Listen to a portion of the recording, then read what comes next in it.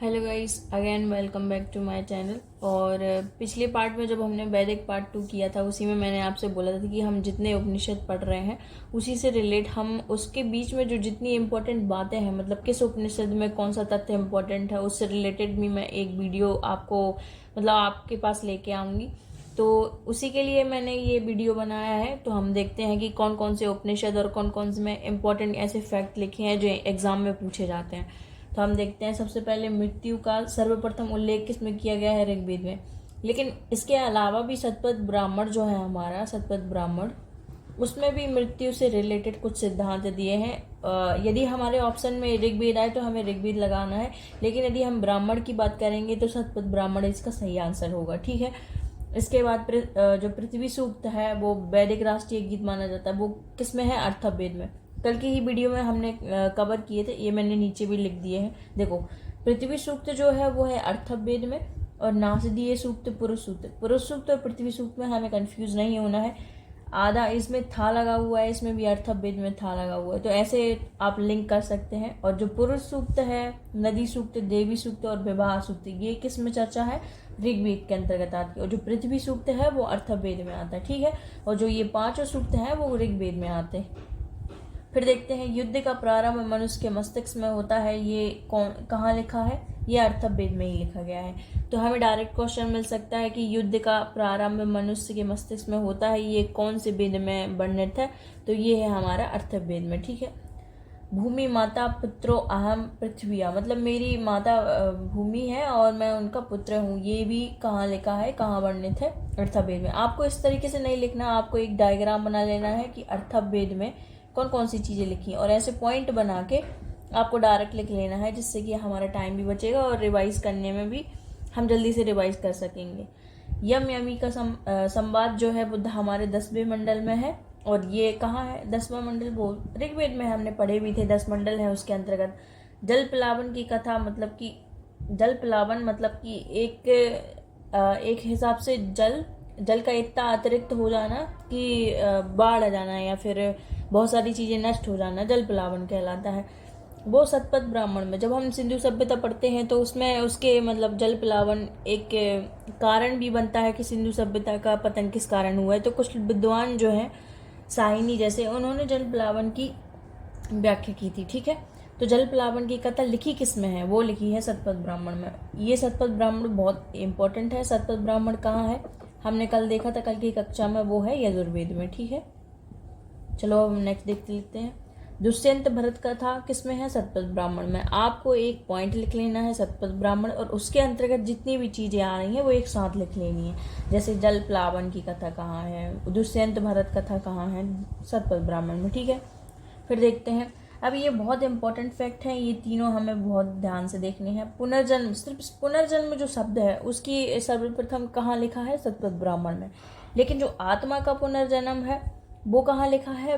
बृहदारण्यक उपनिषद में, बृहदारण्यक उपनिषद में। ठीक है। और जो पुनर्जन्म सिद्धांत है, सिर्फ पुनर्जन्म सिद्धांत, आत्मा की बात नहीं हो रही है, पुनर्जन्म सिद्धांत जो है वो सबसे पहले कहाँ लिखा है? छंदोग्य उपनिषद में। यदि हम सिद्धांत की बात करें तो छंदोग, लेकिन आत्मा का पुनर्जन्म की बात करें तो बृहदारण्यक में, और जब पुनर्जन्म की बात करें तो वो है शतपथ ब्राह्मण में। ठीक है। और अधिक अन्न उत्पन्न करना चाहिए, ये भी लिखा है किसी में, वो लिखा है तैत्रेय में। तैत्रेय किसके अंतर्गत आता है? शतपथ। तैत्रेय और तैत्प्रेय आता है और शतपथ आता है। ठीक है। ये यजुर्वेद के अंतर्गत आता है, और ऋग्वेद के अंतर्गत कौन कौन सा आता है? ऐत्रेय और कौशिकी। ठीक है। अधिक अन्न मतलब ये सीधा सीधा कॉन्सेप्ट लेके जा रहा है हरित क्रांति। ये इनडायरेक्टली भी पूछ सकता है कि कौन सा ऐसा ब्राह्मण है जिसमें हरित क्रांति के संकेत मिलते हैं, तो वो कहाँ है? तैत्रेय ब्राह्मण में। ठीक है। कंफ्यूज नहीं होना, ये तैत्रेय ब्राह्मण है, ना कि ऐत्रेय। तत्त्वम असि, ये कहाँ लिखा है? तत्त्वम असि ये लिखा है छंदोग्योपनिषद में। कुछ ऐसे भी मंत्र हैं जो हमें देखने मिलते हैं, लेकिन ये बहुत प्राचीन है। देखो, जैसे अहम ब्रह्मास्मि, मैं ही ब्रह्मा हूँ, ये कहाँ लिखा है? बृहदारण्यक उपनिषद में। अस्तोमा सदगम है, ये तो भाई हमें पता है कि ये मुंडकोपनिषद से लिया गया, ये सॉरी सत्यमेव जयते लिया गया। या अस्तोमा सदगम जो है वो ऋग्वेद में ही लिखा है, और तमसोमा ज्योतिर्गमय ये लिखा है बृहदारण्यक उपनिषद में। ठीक है।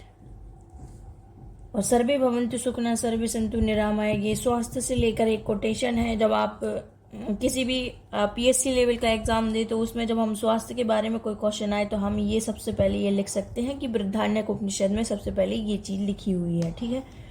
और तमसो ज्योतिर्गमय जो हम हमेशा बहुत पढ़ते रहते हैं, ये लिखा है बृहदारण्यक उपनिषद में। और अस्तोमा सदगमय इसी का ये पहला पार्ट जो है वो ऋग्वेद में लिखा हुआ है, ठीक है।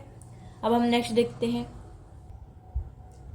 मेरे साथ अपने रनिंग रूट्स पहले बनाते चलो, मैं आगे से ही बोल रही और जो भी ना समझ में आए तो मैं उसको बोलते भी जा रही हूँ कि जिससे कि आपको पता चल जाए कि इसमें क्या लिखा है। अब हम नेक्स्ट देखते हैं कि जो कथक उपनिषद है, एक कथक उपनिषद भी है ना, उसमें ना कृष्ण यजुर्वेद से संबंधित है। मतलब जब हम यजुर्वेद पढ़ रहे थे तो उसमें शुक्ल यजुर्वेद और कृष्ण यजुर्वेद उसकी 2 शाखाएं थी, तो उसी के अंतर्गत जो कृष्ण यजुर्वेद है वो कथक उपनिषद से संबंधित है, ठीक है।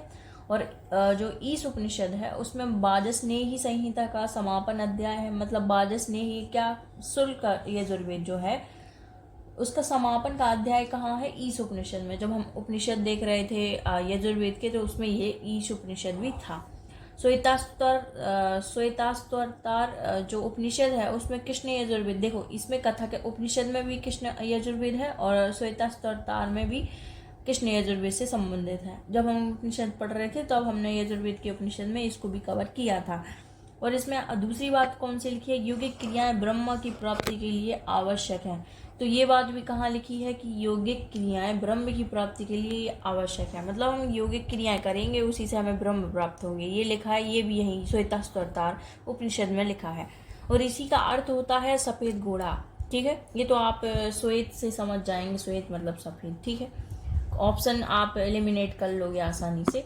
अब देखो ऐत्रेय ब्राह्मण में सुनाशेपा आख्यान लिखा है। सुनाशेपा ये क्वेश्चन आ भी चुका है। सुनाशेपा आख्यान किस में है, वो है ऐत्रेय, मतलब ये ऋग्वेद का जो ब्राह्मण है ऐत्रेय ब्राह्मण में लिखा है। इसमें क्या होता है, जो पिता एक होते हैं वो अपने पुत्र को बेच देते हैं कुछ पैसों के लिए, ठीक है। पुत्र को बेच देते हैं और इसी से विश्वामित्र जो पुत्र है उनको खरीद लेते हैं। मतलब कि जो विश्वामित्र इस चीज़ से क्रोधित हो जाते हैं, ठीक है। और जो पुत्र को बेचा गया है उसको विश्वामित्र ले लेते हैं।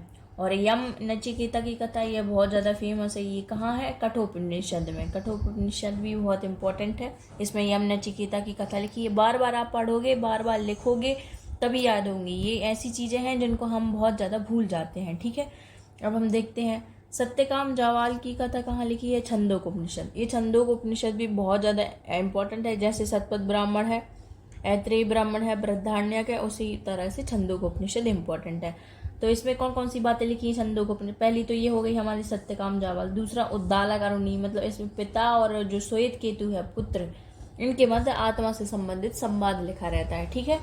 इन दोनों की बातें कहाँ लिखी हैं, छंदोक उपनिषद में। आत्मा लिखा है, अब आत्मा है मतलब आत्मा का पुनर्जन्म की बात हो रही है भाई। हमने पीछे वाले मतलब एक और उसमें देखा था कि आत्मा के पुनर्जन्म की बात कहाँ लिखी है, छंदोक उपनिषद में, ठीक है।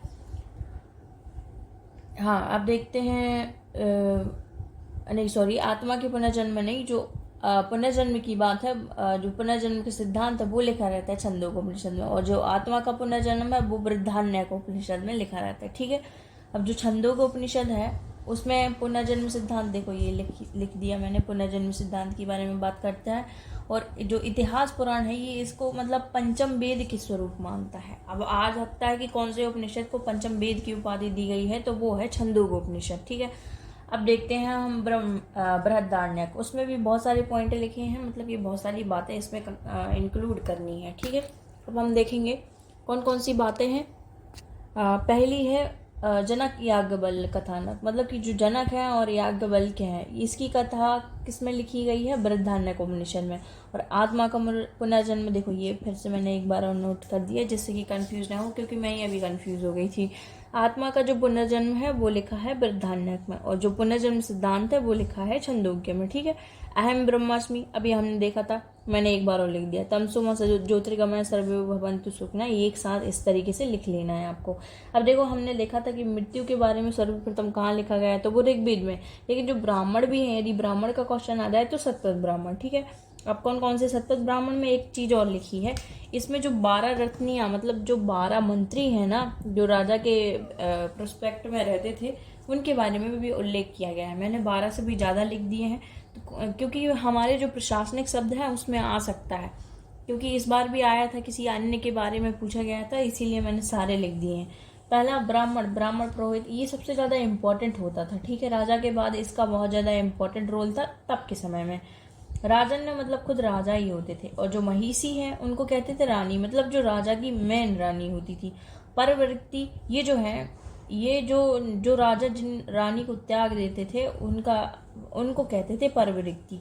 ये रत्नियों में शामिल नहीं है, लेकिन मैंने सोचा कि इसको लिख देना चाहिए, क्या पता कुछ क्वेश्चन आ जाए। तो शतपथ ब्राह्मण में जो परवृत्ति है उसका उल्लेख तो किया गया है, लेकिन वो रत्नियों के अंतर्गत नहीं आता। सेनानी से हम समझते हैं सेना नायक, ठीक है। सूत मतलब होता है सारथी, ठीक है। ग्रामणी मतलब ग्राम का अध्यक्ष, ये तो हम पे बन जाएगा। कोई भी हम किसी पीटी पुस्तक भी उठाते हैं तो उसमें सबसे पहले ग्रामीणी तो लिखा ही रहता है। छता या छत्री, ये क्षत्रिय होता था, मतलब इसको क्षत्रिय भी कहते थे, कहीं कहीं इसको द्वारपाल प्रतिहार भी बोलते थे, मतलब कि ये कुल मिला के द्वारपाल होता था। संग्रहिता मतलब कि जो राजस्व का संग्रहण करता था, मतलब जब गुप्त काल में पढ़ेंगे तो संग्रहिता बहुत अच्छे से लिखा रहता है। गुप्त काल, मौर्य काल, उसमें संग्रहिता भी आता है। तो जो कोषाध्यक्ष है या फिर जो राजस्व का संग्रहण करता है उसको संग्रहिता कहते हैं। भागदूत मतलब वित्त मंत्री होता है भाई, ठीक है। ये भी बहुत इंपॉर्टेंट है, इसके भी क्वेश्चन पूछे जा चुके हैं। वित्त मंत्री, ये दोनों बहुत ज़्यादा इंपॉर्टेंट है, इनका क्वेश्चन आ चुका है। फिर देखेंगे हम जो अक्षवाप है, उसमें ये भी क्वेश्चन आ चुका है। ये तीनों ही इंपॉर्टेंट है। इसमें लेख मतलब कि जो आय व्यय का जो लेख है ना, आय व्यय का लेख, उसका ये ध्यान रखता था, मतलब मॉनिटरिंग करता था एक प्रकार से। और ये इम्पोर्टेंट है, ये वर्ड हमने ज़्यादा सुना नहीं है। जो गोबी कर्तन है, जो गोबी यदि आपको दिखे ना, कर्तन, इसका मुख्य काम क्या है, ये आखेटक था, गवाध्यक्ष था, ठीक है। आखेटक के साथ गवाध्यक्ष भी था, ठीक है। इसको दूसरा नाम गवाध्यक्ष है। गोबी कर्तक, गा से आ रहा है इसका नाम, ठीक। अब देखते हैं ये तक्षा, तक्षा शब्द भी आ सकता है, इसका मतलब होता है बढ़ाई, ठीक है, जो बढ़ाई का काम करते हैं। तो ये गोबी कर्तन, मुख्य आखेटक, और ये जो तक्षा है, इन दोनों को हमें ध्यान से देखना है, क्योंकि ये जो वर्ड है वो हमें एक दो बार सुनने में मिले हैं। और परवृत्ति, ये जो रानी है, परित्याग वाली परवृत्ति, ठीक है।